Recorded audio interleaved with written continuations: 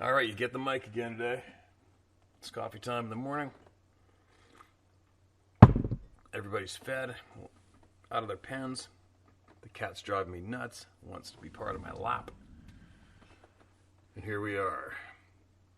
I usually have a few outlets I listen to current events, and if you do as well, there is no shortage of items coming up on the horizon, is there? Holy cow. The mainstream media, one of the nastiest tools ever used against humanity, isn't it? Isn't it disgusting? What the mainstream media has done to us is unbelievable. But anyway, I'm not going to babble about that topic. Sure, if you are concerned about what really goes on in the world, you already know. Now listen to this one. This is titled, One More Memory. Hello again, Steve. Last time I wrote you, my heading was basically, this is the last time. Your comment back was, of course, if you have anything else to share with the people, do it. Steve, before I get to the topic of Sabi, I need a short rant. Me and my wife live on the island, Parksville. We're both in our mid-70s. Our biggest joy is still getting into our small camper unit, heading up into remote backcountry areas where we are free and alone. That brings up the subject of access. We can no longer head up into Mount Arrowsmith region and spend a few nights enjoying the beauty of the lakes, etc. We can no longer travel up past Great Central Lake and access Strathcona Park, where a few years back I got to study 8 stunning Sasquatch tracks in the snow. Tracks so clear they showed a 2-inch canoe-shaped gouge in the rear right heel that actually packed with snow and protruded up from the track. Must have been a painful wound, and it was clear on all 4 of the right foot impression. Steve, with gas prices the way they are, it's doubtful we'll be heading up to the Nimkish area that we love so much, and where I took a picture of a track in a sand pit and sent you, but such is life. Maybe I should do what the hunters used to do in the late 50s and early 60s when they were blocked by logging companies and shoot the locks off, lol.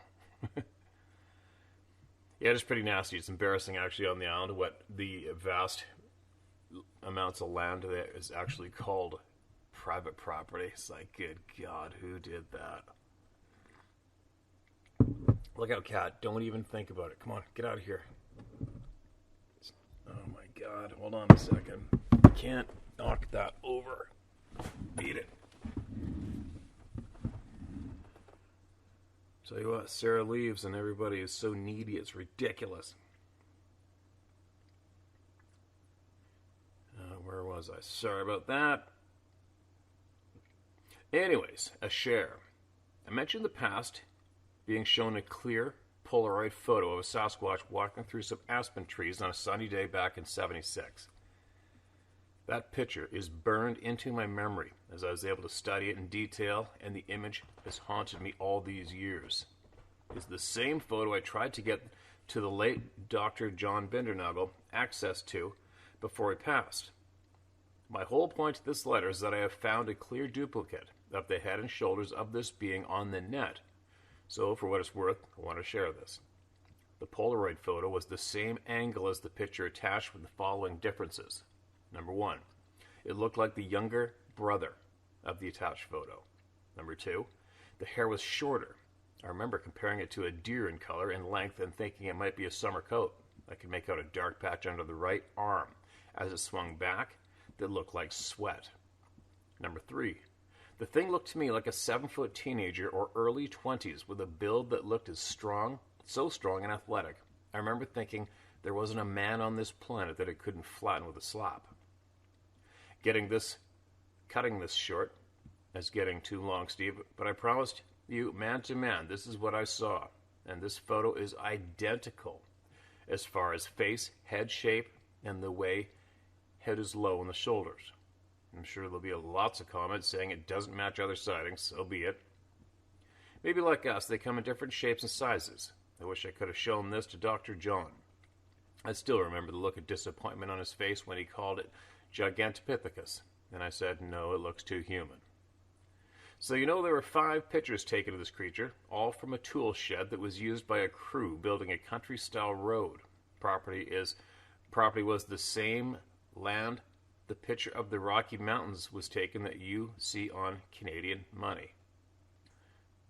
Back in the 70s, my plumber friend Dave took several of us back They're elk hunting. Not sure I would have slept so well on the open ground with just a sleeping bag and a ground tarp if I had seen that Polaroid first. Take care, Stephen. It looks like our camping trips will be limited to your area on Sprout Lake, Taylor Arm, etc. So you never know, one day I might get to thank you in person for what you're doing. This helped me unload years of frustration. Best regards, Ken Salmond. Okay, Ken, yes, you know what? Taylor Arm, that's basically where that opening video I have, the drone going along the river, that's the Taylor River. And I got an inflatable here. I'm going to get cleaned up here pretty quick. I'm going to start using it, and I'm going to float that entire river out to the lake, and then I'm going to get a small motor on the back and use the motor to get back all the way down the hole like the Sprout Lake. I'm going to start doing that fairly quick. But anyway, maybe we can have you in the man cave and have you BS with the world live, possibly, soon. That is quite the photograph. I don't know. That photo looks somewhat to be of a gorilla with a human-like face put on it, I'm guessing. But that sure would be something else to see that, wouldn't it? Standing there staring you down from 9 to 10 feet tall. Right? That is quite the photograph. Well, thanks for sending that in. Be interesting if you find that Polaroid eventually one day. It's funny how the photos nonstop go missing, and I know of some other ones that have gone missing. Let's keep this going. I haven't checked my emails this morning yet, so I don't know if we've been contacted by our anticipated shares coming up or not yet. Unexplained experience. One evening, my son returned home late in the evening. As we exited our vehicle, we were jokingly talking about Sasquatch. My son made a sound loudly that he thought Sasquatch would make, and to our surprise, we got a reply and a tree knock. That was followed by the sound of something moving through the brush in our direction rapidly. We hurried into the house, did not turn on the lights, and stayed away from the windows. We soon heard very heavy footsteps circling the house for about 3 minutes. Soon quiet returned, and we retired for the evening. The following day, I looked at a large footprint on the concrete driveway. The preceding evening had been rainy, and there was a large footprint-shaped, wet impression on the concrete. It was about 14 inches long and about 6 or 7 inches wide. I took a picture with my phone. This was several years and phones ago, but I'm not sure if the picture is still in my electronic storage.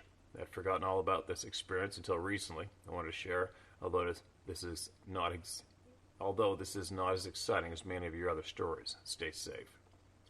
That's okay, man. It's not about, there's definitely no competition here. It's about listening to you and everybody else. That's all it's about. Get it out, share it, and we're going to learn from it. Well, the coffee's good this morning. Anyway, Mark, I'd be curious to know if that's it. I mean, if that's it, the whole property went blank on any more action around there. If so, good for you. But yeah, it's funny, man. I do not make sounds to attract these people in the woods. Obviously, if you can tell by like yesterday's video, the places I go, and majority of the time I'm alone. Why would I want to try to bring that upon myself, right? It's like, just leave me alone. Let me enjoy this, and you guys stay wherever you're staying and enjoy it too. All right, here we go. This is titled Questions Answered from My Story. Steve, after a while not hearing my story, I figured it was lost, and I sent it again. Please disregard. The amount of emails is way more than I thought. Also, apologize for the typos in the email. It was late, and I was tired when I sent it in. And now that you read it today, I see how confusing the collision was and how I wasn't correct on how it went. The creature slammed into my truck just before the driver's rear tire. I'm pretty sure it put its hands out to either flip my truck over or brace itself for impact at my driver's door. That's when it was at my window, and I saw it so close and well. The handprint slid down to the truck bed, where it slammed into the truck and made the dent. Some part of it went under the driver's rear tire. I originally said passenger tire, but that was incorrect. I'm not sure what part went under the tire, but it popped the back of the truck up pretty high, almost causing me to wreck. So it hit the truck, went under the driver's rear tire, and apparently ran off. I could have dragged it, and its head or a limb flew up, making the dent before it went or part of it went under the tire. There is a lot of blood dried on the rims and tires. Now that I'm thinking about it, I could have dragged it away as not knowing and been dead on up the road in a ditch. As an adult now, I would have done things differently for sure. And knowing these creatures exist does not keep me away from the dark or the woods. If I have any future encounters, I know what to do now thanks to this channel. Another part didn't make sense in the story when you read it was the start-stop crap I was referring to when they parallel you in the woods and walk. When you walk, stop. And when you walk, sorry, I got a reflection here. I got to reposition this. I was referring to when they parallel you in the woods and walk when you walk and stop when you stop, only to make you think you're just hearing things. I have one stand where that happens almost every time you walk out in the dark. Oh, that sucks. But I always thought it was my imagination until I found this channel. Deer season will be here in Alabama, and I'm curious for this to happen now that I've heard all these stories. I'll be more cautious and pay more attention to it. Leave the location private. I live on the Tuscaloosa/Greene County line. Oh, no way. Been there dozens and dozens and dozens of times. If you're ever back this way, give me a shout. Plenty of turkey and whitetail in our land. You don't have to share this. It's up to you. I just wanted to clear that up. Thanks again, Steve, and sorry for the confusion. Roll Tide. Roll Tide, man. I love it where you are. Love it down there. You know, actually, when we had all hell breaking loose here a month ago with our fascist so-called leader, I was basically making phone calls and preparations to get out of here across the border, and that was where I was going, Greene County. We'll see what happens. Thanks for sending that in, man. I remember the story well. All right, what's this one called? This is titled Bigfoot. Took a while to figure out your address. Real life comes by thinking for yourself. God bless Josie. All right. That must be a typo because it says, Hi, Mike. My name is Giselle. This is my encounter. When I was 14, my dad bought me a 243 to hunt deer with him. His friends assured him he wasted his money, but what he got was a whole lot of memories with his daughter. Good for you. Our last hunt together was also a moose hunt. He was 72. Dad drew a moose tag up around Bondurant, Wyoming. Mom, Dad, and I went on an adventure. I was around 32 at the time. We got to our chosen spot early opening morning. Headed up the mountain along the ridge and weren't being all that quiet. He was a jokester. I was a few steps ahead of him laughing, and there was a bull moose about 35 yards. I say moose and duck out behind him. He didn't believe me at first, but he dropped the moose and the work started. Not far from where we parked, still there was no way he and I could drag that beast. He asked if I wanted to get the quad back at camp. No, I have an elk tag and it's early. So off he went. I headed to a different ridge to get away from the wafting smell of blood going up the mountain. I was 2 ridges over, and this need to go back came over me. So I turned around. I get to where the carcass lays, and there's a crashing coming through the deadfall on the other side. I slid in behind a fallen tree and watched. No more crashing. So I let out a chirp. I got a chirp back. Oh, I'm a lucky girl. And I wait, and I wait. Nothing's moving. All is silent. I turn to go up and bolt, and a bolt of swift movement down the draw into the timber below. Shit, a bear. Well, game on. I wasn't gonna hand the winter meat over. Wait, bears don't chirp. They don't hide. And wow, that heavy pungent odor was horrific. I started pacing, hoping the movement would help. It was 20 minutes or more before I heard the quad fire up. It left the same way it came, just as quick, and just out of sight. I was fine telling my dad my story. Then he says, good thing I heard or he would have drug you off.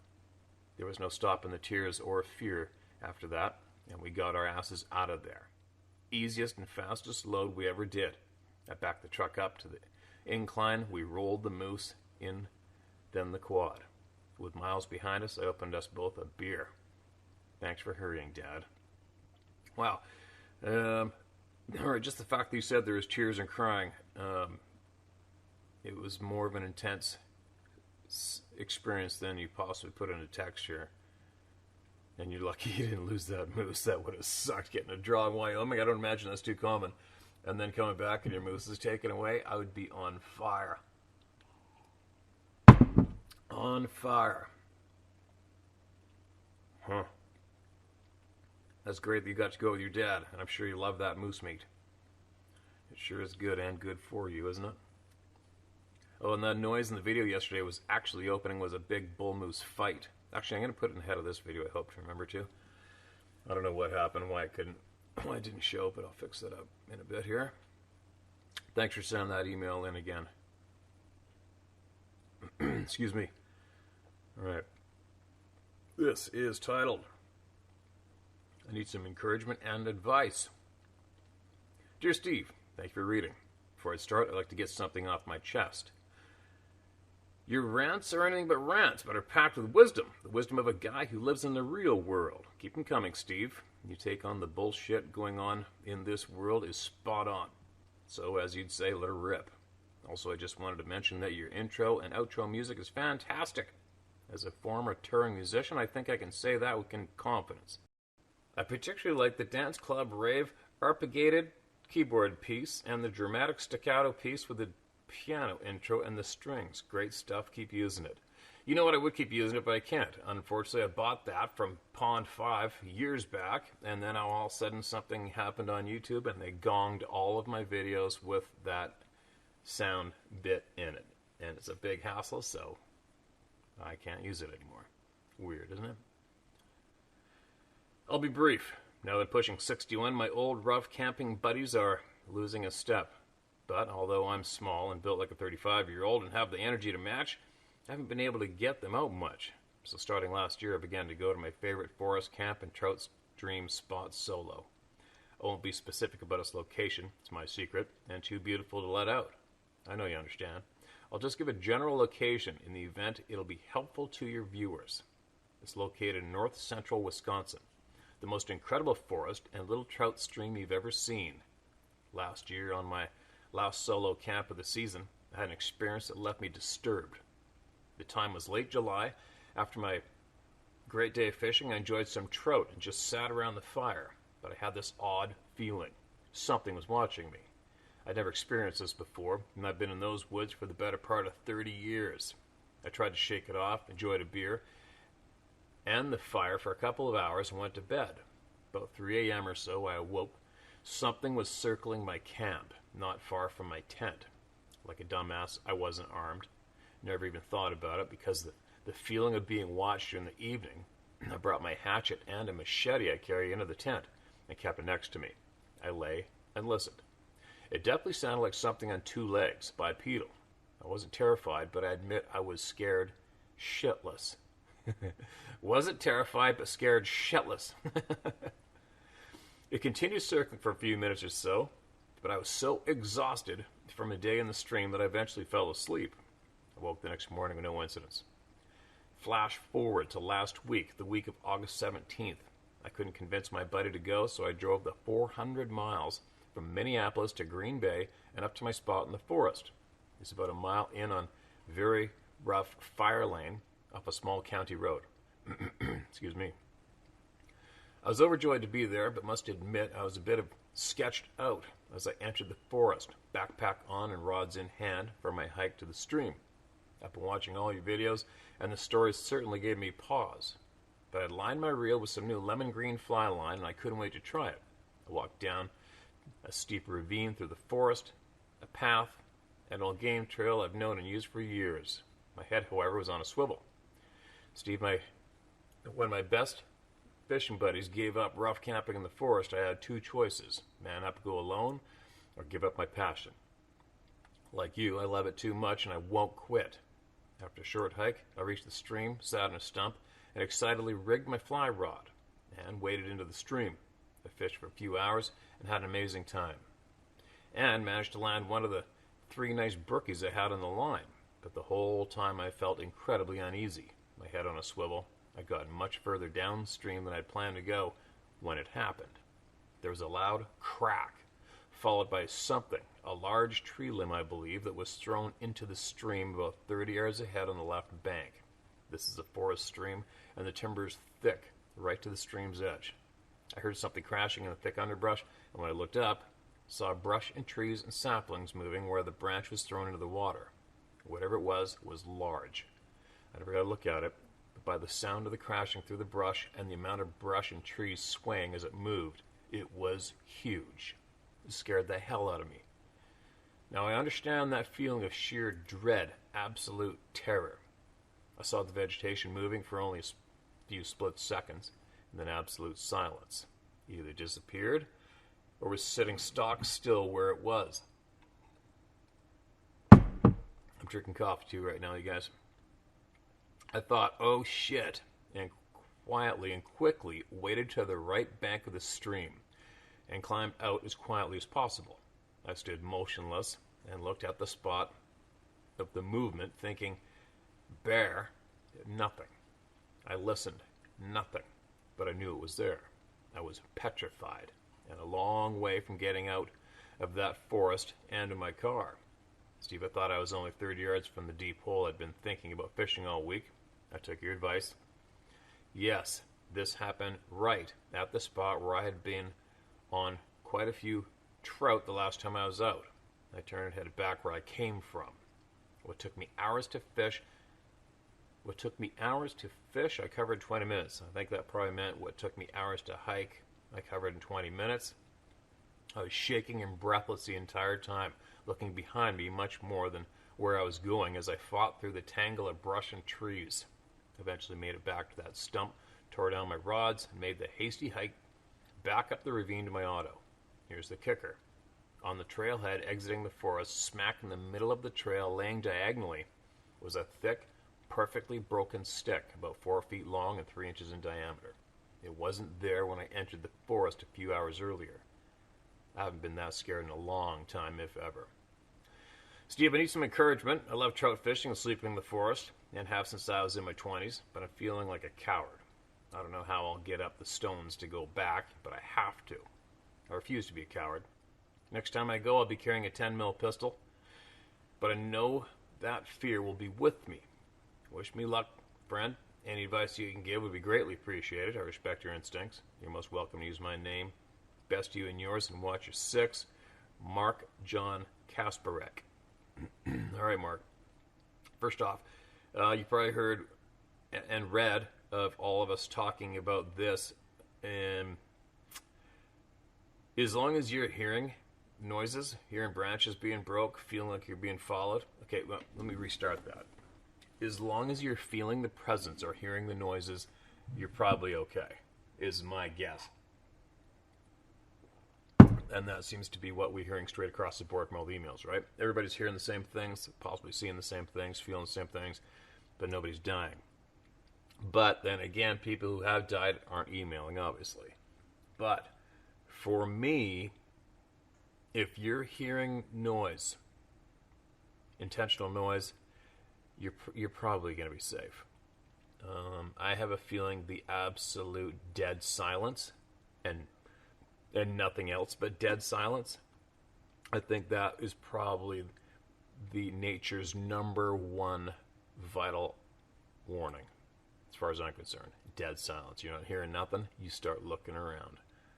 And you start to get your ass out of there. But I'm like you, I'm not going to stop. Obviously, I mean, I don't know if you guys heard me yesterday, but I'm about to drive for 2 days straight up the length of the province, and I'm going to go dive into a huge patch of timber and around a remote lake that's never been logged, and I got to try to hike into that water somehow. Anyway, and I'm going to go do that solo, and I'm going to bring a bunch of salt and cameras, and I want to see what's running around there and start prepping now for next fall. And then the next time I go back up will be in September for elk.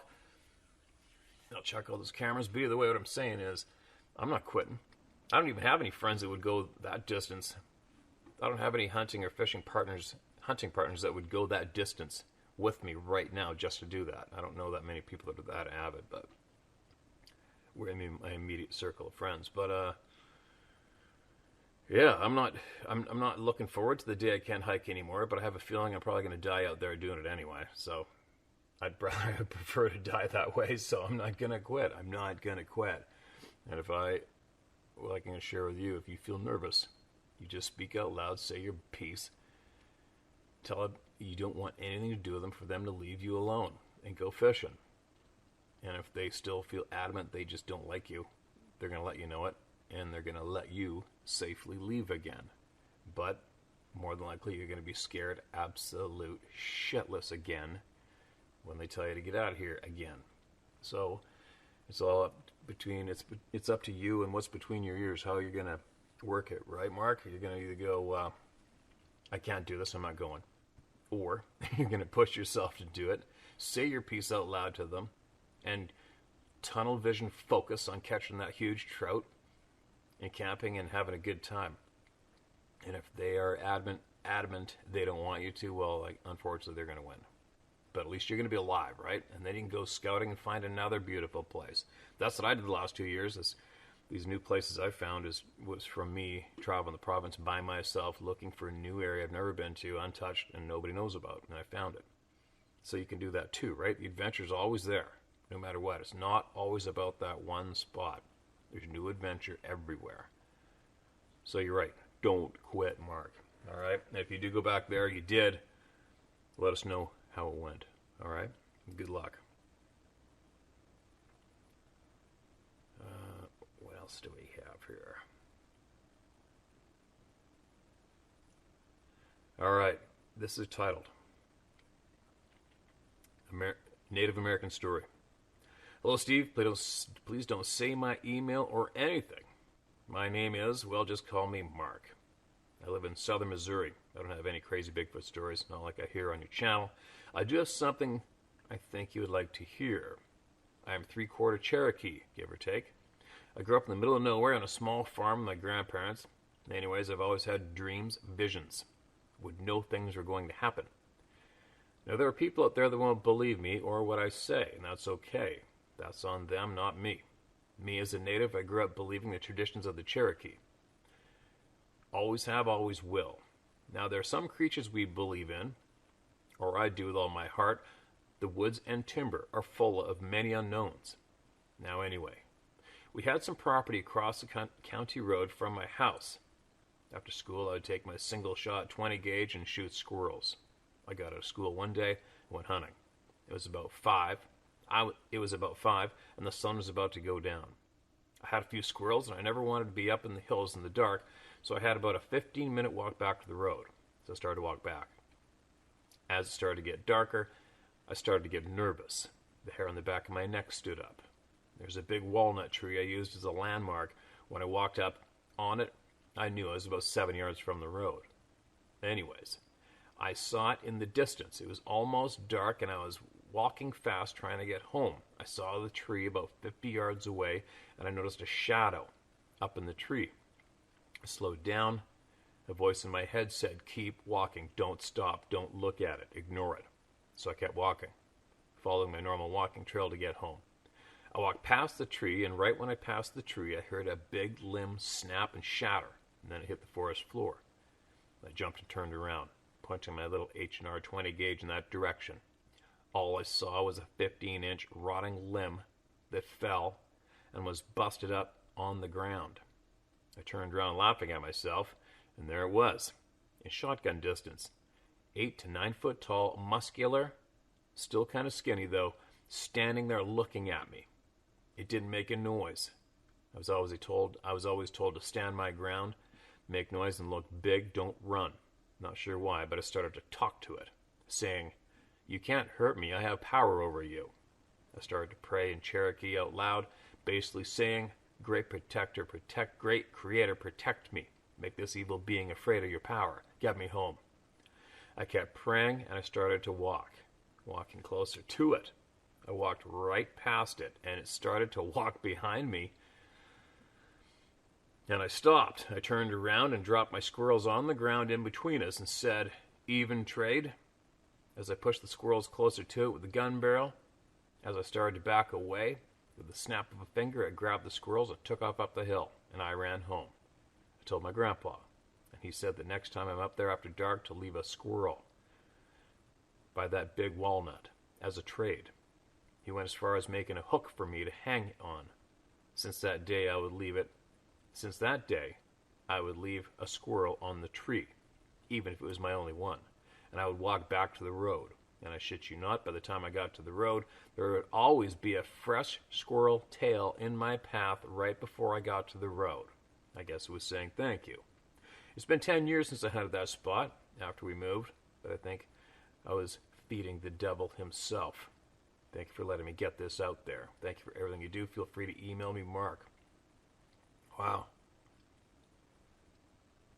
It's pretty intense, man. Who's got the balls to walk right up to one and past one? Seriously? Holy shit.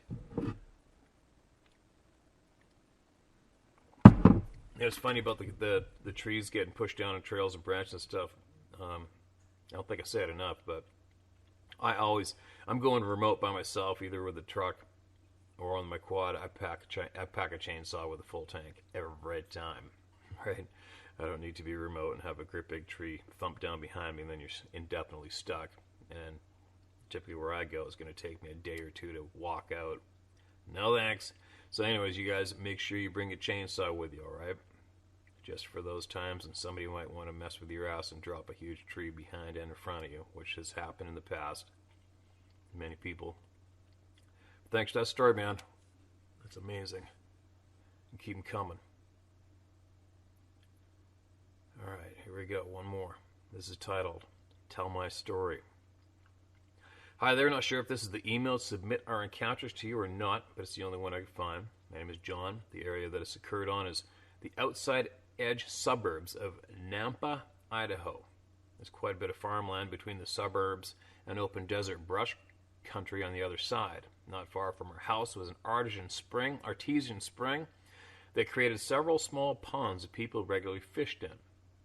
The event happened in the late evening in the springtime. My wife and I were in bed watching TV with the window open, but the blinds partially closed. We both heard footsteps walk across the gravel between our window and the lawn. There was a canal access road behind the property, so my assumption was we had a prowler. I grabbed the pistol and flashlight and went to find whoever it was. When I first went out, there was no sign of anyone around. I started walking around the house by the side lawn and still didn't see anything on our property or the pasture next door. Suddenly, I heard and felt footsteps, running towards me from behind. The vibrations from the footfalls were as strong as when a horse runs past you. My first thought was, shit, this is a big dude. I won't lie, it took all my discipline to turn around and face it. I've been in the military, AFSOC, and I think that training kept me from freezing or hesitating. I turned, had my weapon raised and finger on the trigger, fully expecting to be attacked.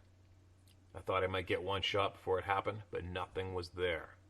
I scanned everywhere with the flashlight, but nothing was anywhere. I couldn't understand it. That thing was practically right on top of me. To this day, I can't figure out why I hadn't fired.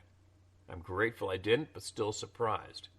I checked around the rest of the house several more times, changing up my direction, and even sat and waited for a while, but never saw anything. I have no idea what it was, but it was definitely bipedal and heavy. This was the only encounter I had like this, but I should add that this house had other issues of unexplainable sort. Hearing and seeing weird things, movement out of your peripheral vision sort of things. Not sure what it was, but I'll never forget it. I really enjoy your channel and your perspective on the subjects you talk about. Thanks for listening, John. Thanks for sharing, John. And if you've heard enough of the people here, you know that you're not the only one to have experienced that, right? And it's a very weird thing. Even like the one memory when you just mentioned that comes up to me was, remember the guy in the tree stand? He said he's sitting in the tree stand in the dark and something frickin' spat a great big gob in the back of his neck. Never saw it. How do you even go back in the woods after something like that? Or even outside when it's dark? Isn't it crazy? And isn't it funny how most of us say, I would go there alone? Well, what in reality, in common sense, what difference is it going to make if you have somebody with you? It's not, right? But isn't it funny how the human herd, and I'm not saying that being insulting, but we are a herd animal. Humans are possibly the most insecure herd animal on the face of the planet. We have to live by each other. We have to survive with each other. We don't like going, your average human doesn't like going anywhere by itself, you know? Anyway, I gotta get through another one and go find me another coffee and get this day going. This is early in the morning, by the way. What else do we got? So many. There's so freaking many. Okay, one more. Oh, not this one. This one will take a week. Sorry. I'll save that another time. And when I get this far into a video and I come across a video that's way too long, it's not going to get read. Not enough time. How about this one? Well, there's another monster one too. Holy cow. How about this one? Alright, this one's not too bad. Here we go. Mark, this is Brad. This is titled Man, Bear, Pig. Hello, Steve. I hope this is the right place to send this stuff. I grew up in the middle of the Appalachian Mountains in northern Pennsylvania. I spent years in the woods, stump jumping, hiking, camping, and raising hell from time to time. It's a place where you can go four-wheeling with thousands of trails to blaze, with flat mountain tops and lots of places to explore. My first experience of fear was four-wheeling at dusk when the light of the four-wheeler hit something. I slammed on the brakes because it was in the middle of the trail, 6 feet tall, swaying to and fro. I peed a little. I realized I was letting out a high-pitched "ee." Oh, hell no, I said. Hammered the gas, and off the trail I flew. I don't know how fast I was going, but I blew its doors off. Found a trail that connected me back to the main trail, made it home an hour later. I didn't know how to deal with what happened. I went to the bar to have a beer and reflect. I saw a friend at the pub, and I asked, "Are Sasquatch real?" And he looked at me and smiled and chuckled a little bit. I said, "You saw Stubby, didn't you?" He said. "Stubby? I don't know." I told him where I was riding, and he said, "Yep, it's a bear that got hit by a car head on, smashed its face, messed up its front legs. It walks on 2 legs a lot." Huffing a long, huge of relief. Man, I don't know what the hell I saw, but it freaked me out.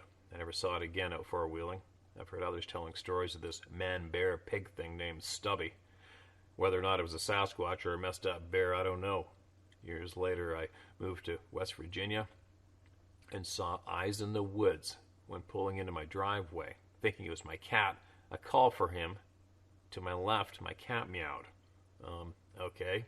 If you're here, then who's that in the woods? Pulling out my light, I shined the light towards the woods, and I saw the eyes again. Then they stood up. It was tall, really tall, black, and huge. I found myself making that same high-pitched "ee" sound, followed by hurried flip-flops that tried to haul ass inside. It was a nope, not today kind of moment. I don't know. Not going to check either. Not going to go check either. The next day I checked. No prints. Nothing. Thanks for letting me share. Watch your 6, Mike. Yeah, you watch yours too, Mike. Thanks for sharing that. And we all know that black bears don't get hit by cars, get their snouts punched into the back of their skull, mess up their front legs, and walk around on hind legs. They just don't. Sorry to be the bearer of bad news to those who may have believed it. All right, let's go one more here. One more. Let's see if we got another slurp of coffee here. All right. This is titled Sasquatchewan. Hi, Steve. My name is Gerald. I'm a Saulteaux Cree from southern Saskatchewan. I've had one sighting of this guy, see the drawing attached, but I feel like he is with me or around me often. I live in the bush. My nearest neighbor is 400 yards, and it's impossible to see their house in the summer. It was a beautiful day. I was about 12 years old, alone on my bike, 2 kilometers from home. I stopped because I had a feeling I needed to investigate a noise. I walked up a little hill so I could see over the other side. On the power line clearing some 200 to 300 yards away was this guy. I thought it was a bear at first. It was crouched down really low. Then it stood up. My jaw dropped, my heart skipped a few beats, and I was frozen for a second. Then it waved in a gesture that felt like he knew me. Then I sensed the word friend, like he was reminding me we know each other. I had 3 near-death experiences in the past, and I think he had something to do with me still being alive. Not sure how, but I have this feeling, you know. Anyways, my curiosity turned into fear, and I booked it home. My bike never went so fast, ever, or since, lol. I've never seen him since, but I feel like he protects me when I need it. Steve, I really enjoy hearing all the shares. In my search for truth and knowledge, I ended up here, and don't feel the need to search anymore. I feel like I found what I was really searching for. Your community. I'm going to change that to our community. Is where I have the same feeling of comfort and belonging as my home did a long time ago. I'm 50 now, and I remember it clearly. I also used to have really vivid dreams that would play out in real life, exactly, even smells, like deja vu, but intense, like watching a real-life playback. How does that happen? Is that time travel? Thank you so much, Steve. You don't realize how important this belonging feels when the media has us feeling beaten and battered. You keep me swinging in this good fight. Love and respect, brother. And same back at you, man. Thank you so much for that share. The kind words to everybody here in your picture. And I will remember, that's what I don't do, I forgot to do the other day, is copying these to my phone and then loading into the Dropbox so I can get them on the edit program. Anyway, that's it for right now. I got to get my butt going. You know, share my story at howtohunt.com. All right, you guys? So many people. So many people have a tough time finding that. I think I've been putting it in the descriptions below. But I gotta go. Gotta go on a bit of a road trip to get some more gates for the barn for the horses so I can get out of this frickin' tsunami waterfall outside, and then get this barn done, and then I head back to the coastal interior mountains of British Columbia right away. Get my other trail cameras, make some videos, snoop around, and get my horse trailer and a bunch more hay, come back, and then get ready to leave again for the north. So that's it for right now, you guys. Be safe. And I'm going to have a challenge coming up soon. I'm going to challenge everybody to possibly see who wants to go. We'll start small. Who wants to join me in 1 week of absolute no internet, 1 week of absolute no sugar, and 1 week of absolute no bread? Who's in? And then you get to see what the difference is in the end of the week. But the no internet's going to be very interesting, I think. I'm blocked out of Facebook now. I mean, I don't flip through Facebook. I use that just to contact people. I guess I should probably. I got some pages on there with up to 30,000, 40,000 people in it for hunting. I guess I probably should get back on there, but yeah, I don't go on Facebook. Instagram sometimes post on there and it automatically posts to Facebook, but I'm really tapering away from a lot of social media. And I find it's not having that bad of an effect on my mind. And I'm thinking maybe we should get everybody to take just a week away from the bullshit to give your mind more healthy things to focus on. No sugar, no bread, just because I've done that numerous times, and I want as many people out there to just give it a go and see how you feel at the end of it and how much you weigh. And then, yeah. Hopefully I can encourage, if I could do anything in this lifetime right now, besides this, it would be to see how many people I could get to absolutely axe chop all mainstream news. All of it.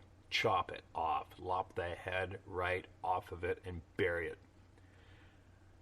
There's some evil characters in the world today doing some nasty ass shit to us, and the only way they can do it is by using the tool, the weapon called mainstream news. That's the only way they can do it to us. We got to learn how to take it away. We can start by chopping the head off mainstream news right off the bat, right? All right, this coffee's really starting to kick in. I'm going to go downstairs, grab another one, and do some editing, and then I'm out of here. I'll be back.